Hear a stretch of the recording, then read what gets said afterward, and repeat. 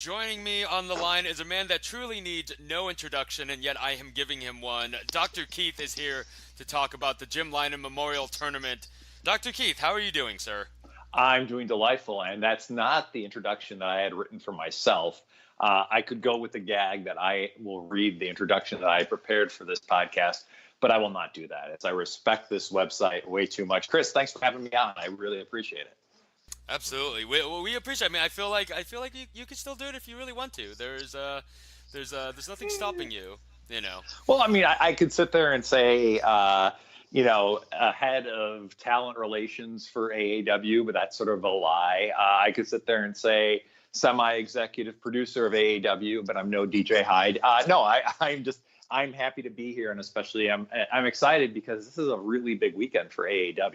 I mean, I know I sound at times like a delightful broken record where I sit there and say, oh wow, this is a big weekend for AAW. But we're in the midst of tournament weekend, and we are going to have two hopefully killer shows at the Logan Square Auditorium this weekend on Friday night, and then Saturday afternoon, a delightful 4 p.m., not 4 a.m. matinee, where we're going to see 16 of the best on the planet Earth and also Saturn compete to become, of course, the third person to win the Jim Lynam Memorial Tournament. So it's going to be. I'm excited about this because I really like when we have shows back to back. And this is the first year, Chris, that both of these shows are going to be back to back in the same building. I believe the first year we did one of the shows at 115 Bourbon Street, and then we moved over to Berwyn. I believe last year we did the same thing as well. I'm just, the problem with getting old and doing all these shows is the lack of memory at times, and I've never even taken a bump. But this is going to be the first time 2 nights in the beautiful, outstanding Logan Square Auditorium. So this is going to truly be something.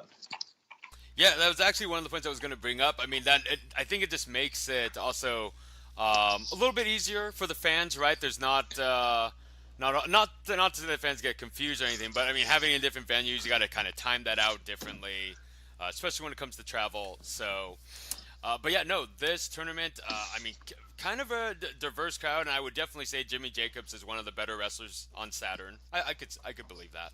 Uh, I believe that he's on a planet all amongst himself, and God bless him for it. So Absolutely. Yes. And hey, tonight we have the official brackets, which everyone should go check out on the Twitter at AAW Pro. So the first round matches. So I have the list of them here, but why don't I kind of set up the brackets also for people as that. So on one side we have Trevor Lee versus Rich Swann, Sammy Callahan versus Moose, Sammy Guevara take on Trey Miguel, and Jimmy Jacobs take on Darby Allin. That should be nuts. I just gotta say. On the other side, DJZ versus Ace Romero, Shane Strickland versus Ray Phoenix, AR Fox versus Myron Reed, and ACH versus, I mean, everyone's favorite bad guy, MJF, because he's better than all of us.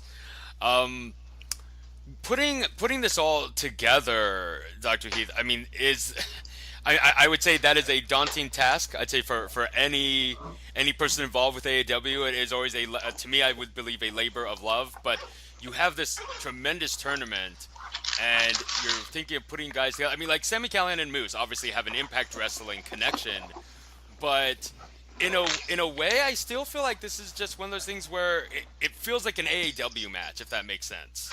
Oh, it absolutely does, because it's something where Sammy, as long as he doesn't get kicked out of the building, has always been a talented performer for us, and I'm excited to see him and Moose step in. That's where it's Circle 1-on-1, and although both of them might be Impact Wrestling superstars, it's not like we've seen any interaction with the two on that show. So it's something where it's a little new and a little fresh. And I think it's a really good test for Moose here. Moose has had a few matches in AAW. He's always looked good, but now this is going to be a chance for him to sort of put his working boots and his football gloves to the test up against, a guy, love him or hate him. He's quite the polarizing figure. But the thing is, people are passionate both ways about Sami Callihan. There's times where I absolutely love the lad, There's times, and if you saw our last show available right now at smartmarkvideo.com, the defining moment 2018, there's times where I just am really I'm not a fan of the man, but at the same time, he gets those reactions. He gets people sucked in, no matter good or bad. There are people that absolutely detest Samuel. There are people that absolutely love him. So it's going to be an interesting first round match. That's a first round match I'm looking forward to. Another first round match I'm looking forward to is Rich Swann versus Trevor Lee. Trevor Lee, without a doubt, I think I don't want to compare him to the Lex Luger era of old 1990s WCW, but to me, Trevor Lee is a guy that's the total package, and not just because he's a body guy and a locker room leader. What Trevor brings to the plate is so many things. I mean, I could just hear Trevor talk on and on for days. I mean, I just wish at times I could film his promos to management when the cameras aren't on. Like those themselves are 5-star classics right there. But the guy can definitely go in the ring up against Rich Swann, who I'm happy to see back as well. So I think that's an interesting first round matchup. Darby Allin versus Jimmy Jacobs. Two guys necessarily, I don't want to sit there and say it's a battle of iconoclasts, but two guys that they're really hard to classify. And, as much as it stunk when Dragon Lee got out of this tournament, I was very, very thrilled to see Darby back, because Darby is an incredibly unique, talented individual, and the more that we can see him in AEW, the happier that I'm going to be. So, I'm very pleased, and I'm curious to see how this match goes, because it's going to be a different style match. MJF, huge test against former AEW champion ACH, another really killer matchup during the first round of the tournament.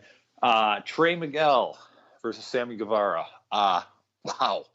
I'm just really super looking forward to that. And keep in mind, anyone that's in round one that's in the tournament is also going to be on night two. So I love tournament times because the fact that we are able to play with so many great talents during the course of this weekend. Shane Strickland, Ray Phoenix going one-on-one. And I think Shane is another guy where I don't necessarily think he's gotten his due, because he's one of those guys like a Trevor Lee that's just always been impressive, Chris.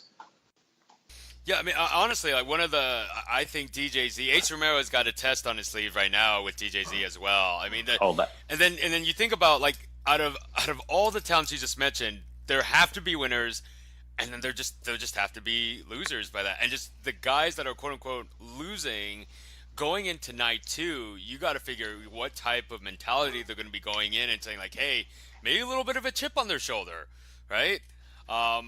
Plus, you have on night one, you have Brody King defending his very recently won heavyweight championship against Penta El Zero Miedo, or Pentagon Jr., because I can't say that. I'm terrible when it comes to the Spanish. It's if you're in a certain place, it's fine, whatever you say it as, but it's something where, if legally, we obviously can't sit there and say Pentagon Jr., we could potentially say the artist formerly known as Pentagon Jr. or an unpronounceable symbol. But no matter how you slice it up, I mean, that's a killer matchup right there for the AEW Heavyweight Championship. Brody King's first defense after, I think, a very surprising upset where he defeated ACH in the main event of our last show to win the AEW Heavyweight Championship. So those are some very, very big shoes to fill, Brody being now the AEW Heavyweight Championship. And plus, also on night one, we're going to have the upstarts, Jake Something and Kurt Stallion, will finally, after months and months of begging people for this and just demanding a shot, they will get their shot at the AEW Tag Team Championship, held right now by Wrestling, the team of David Starr and Eddie Kingston. So it's not just about these tournament matches. I mean, what do we got? 8 tournament matches on night one, plus 2 tag title defense, a heavyweight title defense. I mean, there's a lot to go that we're going into it. And then Saturday afternoon, we come back again with the second round, third round, the finals, a women's match. Kylie Ray makes her return from injury to face Scarlett Bordeaux, and just so much more. And then, like I said before, non-tournament action with the people that were knocked out during the first round. So really, it's exciting, not just because of what we know what's going to happen, but also potentially what's going to happen next. And I'm like I said before, I think we started filming this, Chris, because I'm actually filming myself as I talk. So to see how handsome I'm looking. I'm looking good. Course. Of course. But in general, that's one of the things I like about once the brackets are out, you could sit there and do your fantasy booking and sit there and say, well, okay, well, who do I like here between A.R. Fox and Myron Reed? I mean, A.R. Fox is another one of those guys like a DJZ, like a Trevor Lee, where it's just really a pillar right now in independent wrestling. I mean, just a incredible talent, just always trying to get better, always trying to improve. And him and Myron Reed have made a wonderful tag team in AAW. We last saw them, of course, versus Mex and Blood. And they also had a killer match a few months ago at Take No Prisoners against the Lucha Brothers, which is available right now on the High Spots Video Network. So it's something where those two guys have made a wonderful tag team. But of course, it sort of goes out the window here for the fact that, one of these 16 men will receive a shot at the AEW Heavyweight Championship at our final event of the year, the Windy City Classic at 115 Bourbon Street. I believe it's on Saturday night, December 30th. So it's the goal is there, and also the lovely trophy. So. And then on top of that, you just have the unpredictability of what OI4K is going to do. I mean, and hey, wrestling is their own faction. They made David Starr and Eddie Kingston. They may be defending titles, but Trevor Lee's in this, and Trevor Lee. I was at Bola, and he had a good match, but a short match against Jeff Cobb. And I know sometimes the worlds don't always collide, but you got to imagine he's wanting to kind of prove himself a little bit more for the Jim Lynam Memorial Tournament. But it just a whole lot going on in AAW. But I gotta say, one of the things I noticed that I guess you guys have a new videographer, and if anyone hasn't checked it out, you should. The preview for the Jim Lynam Memorial Tournament, it's an amazing video. The guy that's doing it right now is he's on another level. It's amazing the work that he's done. He's done two things. If you want to sit there and check it out, definitely check out the AEW Pro Twitter. Definitely find us on the Facebook, or even find myself, because I've been plugging the heck out of this just because the work here is done so great. Like, we're literally, it feels like something you would be seeing before a legitimate sporting contest, much like the two legitimate sporting contests you'll see this weekend at Logan Square Auditorium. No, the guy that did this and put this together is just on a different level. Like, where it's something where we asked for help. Sometimes you need some help. I mean, I'm very good at getting people to talk and planning shows, but at the same time, there's another sign when you're actually getting people that do wonderful work, especially in the video stuff. So, it's Tailored Vision Media definitely did a fantastic job on this, and it's something where I'm privileged that he's a member of the crew. More importantly, I'm privileged because of the fact that his Twitter handle is the Polish Rob. So, it's good to see that the Polish invasion of AAW continues. So. Yeah, when I saw that, I was like, did Dr. Keith retweet something that I'm not supposed to see? Just did Twitter just allow that? And oh, okay, never mind. It's a video guy. Totally fine. It's a video guy, not anything else. Like, it's not a new character. Like, it's not part of a new stable of us proud peoples. But it's not like the great grandson of the Polish Hammer either, which a little disappointing. Oh, God. Well, if only there was like a third generation Putski. Like, maybe I could ask, I think I've talked to Rob once. Maybe I could ask him this weekend if there is any relationship with Scott Putski, and then we can make the new Polish triple threat. But I think we're just going on race right here. We should really be talking about what's happening this weekend at the beautiful Logan Square Auditorium. But it's a lot easier when you're talking about this stuff. So.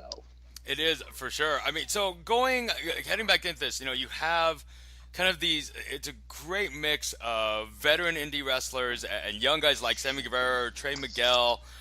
It's weird because when you think about it, Ray Phoenix, even though it seems like he's been everywhere, especially with his brother, he still very young in his career. And I'm sure you've heard all the rumors go around, as a lot of us have, but I mean, AEW bringing in that mix of young talent and then kind of just like, okay, I think a perfect example of it, honestly, is the Darby Allin versus Jimmy Jacobs match.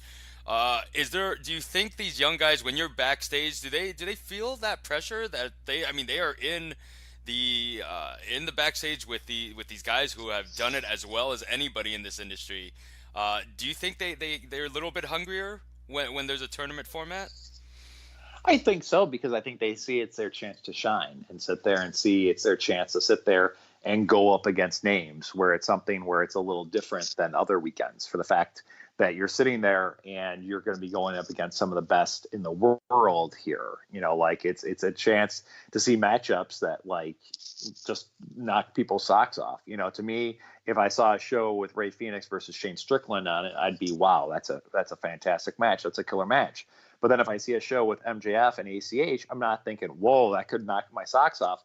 But I'm thinking, this is going to be a very interesting test, because we know that Maxwell is a wonderful, wonderful character. And sadly, it's not a character, folks. That's how he is all the time, the prick. But anyway, like it's going to be a test for Max up against ACH, because ACH just is on a level all of his own. The former AEW champion just has had a killer 2018, and it's going to be curious to see what happens here. And it's something where, he has a goal. His goal, obviously, is to get his hands on Eddie Kingston. That's not happening here, but he has other goals in life. It's all about multiple goals, Chris. And one of the goals that he has, obviously, is to potentially get a rematch to get his AEW Heavyweight Championship back. So one easy way to get that, of course, is, going to the finals of this tournament and becoming the third man to hold the trophy, to hoist the trophy high in the memory of a great man that was very, very responsible for the success that we've had over the last few years. A man that basically was the public face of AAW. If you went to an AAW show, it was hard not to see Jim. It was hard not to see him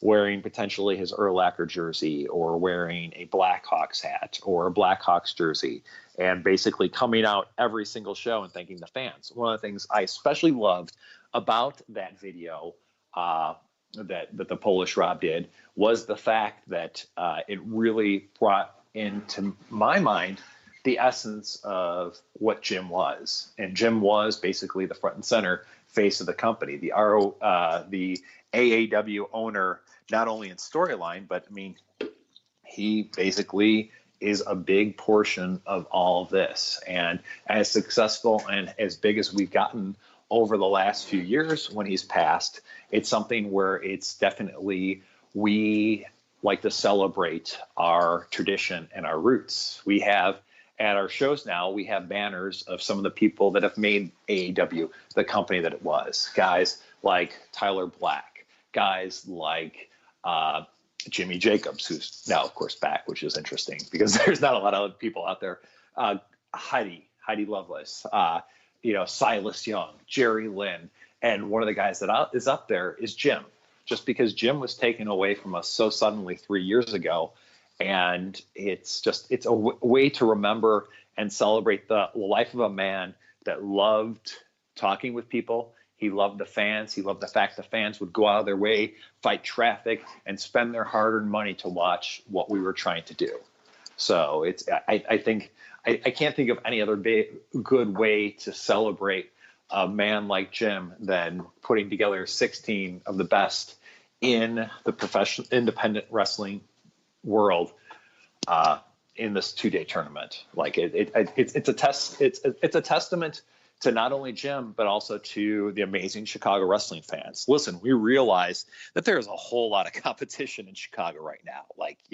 We realize companies know that Chicago is necessarily the place to be. And then without a doubt, and I'm sorry for other cities, although other cities are great, Chicago, in my mind, is the best professional wrestling city in the world. And it's not just because AEW's here. It's because of those people, those pit fans. I mean, you go to a WWE show in Chicago, it's a different from a WWE show somewhere in the nowhere. Like, the fans in Chicago love their professional wrestling, and hopefully we will see all of them this weekend. I mean, it's tough because we're coming off of, we had 2 shows at the end of August.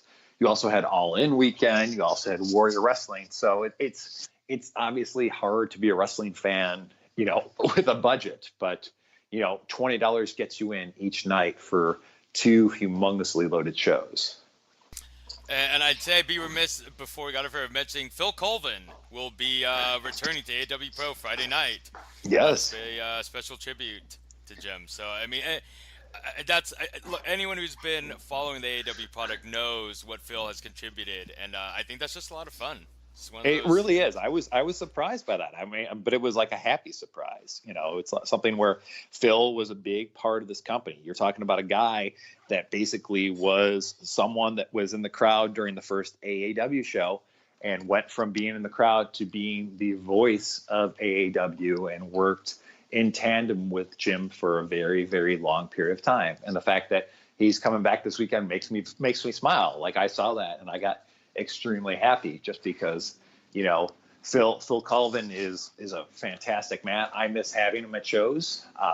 I think with Marty DeRosa and Tyler Volz as our announcers, they do a wonderful and fantastic job. But it's always, Phil Colvin to me was the voice of AEW when I got here. He was a great sounding board for stuff. So I'm glad to see him coming back this weekend to say hi and probably have a few Bud Lights while he's at it at the beautiful Logan Square Auditorium. He's a big part of this company. We're not a company that frowns down on our history. Like, we are something where we embrace our history. We embrace our champions. We have, as people have seen on Twitter, we have a card set coming out this weekend to celebrate not only the people in the tournament, but other people that are in there. And we've also included, the two previous winners of the Lynam tournament, just as a celebration of those two tournaments, because it's honestly probably my favorite AEW shows of the year have been this one. I mean, when you think of the first year, when we saw Chris Hero defeat Zack Sabre Jr. in the main event of night 2 to win the first Lynam Memorial Tournament, and some of the matches that we had there. And then you look at last year and the matches that we had there, the killer Jeff Cobb versus Sami Callihan match, which went about 23 seconds as well. So there's been a lot of great history that's been written in AEW, including last year. We also had Mark Haskins versus Eddie Kingston in the first round in what was an absolute war, and was probably one of my favorite Mark Haskins matches ever. So it's something where, I'm not going to sit there and say like, I wish Dragon Lee was here. I wish he wasn't doing a reality show in Mexico and could potentially leave or get voted off the island early. But it's something, when we got Darby in, it was just a natural fit for us. He's an incredibly talented individual. And while I was doing some researching for the cards and just every once in a while, I like to play wrestling historian, put that hat on. Just looking at the lineups that we've had through the years, there's been a lot of turnover in this tournament, and who knows what's going to happen over the next 12 months. So potentially this could be the final lineup for some of these gentlemen.